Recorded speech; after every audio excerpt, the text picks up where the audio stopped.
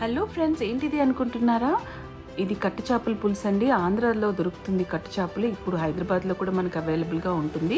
So కట్టు చేపలు తెచ్చుకొని చక్కగా ఉప్పు పసుపు వేసి కడిగేసుకుని దాంట్లో అల్లం వెల్లుల్లి పేస్ట్ ఒక 2 స్పూన్లు, పసుపు ఉప్పు కారం వేసి మంచిగా మ్యారినేట్ చేసి పెట్టేసుకోవాలి.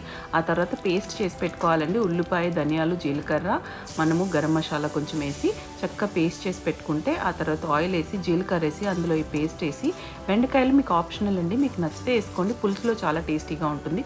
మళ్ళీ కొద్దిగా కారపొడి వేసాను ఇక్కడ నేను. బాగా ఫ్రై చేసిన తర్వాత ఉల్లిపాయలు పచ్చివాసన పోయాక మనకి ఆయిల్ పైకి తేలుతుంది. ఈ స్టేజ్లో చింతపండు పులుపు వేసుకోండి. మీకు ఎంత పులుపు కావాలో అంత వేసుకోండి. కొంతమంది ఎక్కువ తింటారు, కొంతమంది తక్కువ తింటారు. ఉప్పు కారం మీకు కావాల్సినంత అడ్జస్ట్ చేసుకొని ఆ తర్వాత గ్రీన్ చిల్లీ స్లిట్ చేసేసాను. లాస్ట్లోని మనం ఇక్కడ ఫిష్ వేసుకోవాలండి. ఎంతో టేస్టీగా 15 నిమిషాల్లో మూత పెట్టి కుక్ చేసుకుంటే రెడీ అయిపోతుంది. మన ఛానల్ని లైక్, షేర్, సబ్స్క్రైబ్ చేయండి. కమెంట్స్ తప్పకుండా పెట్టండి, సపోర్ట్ చేయండి.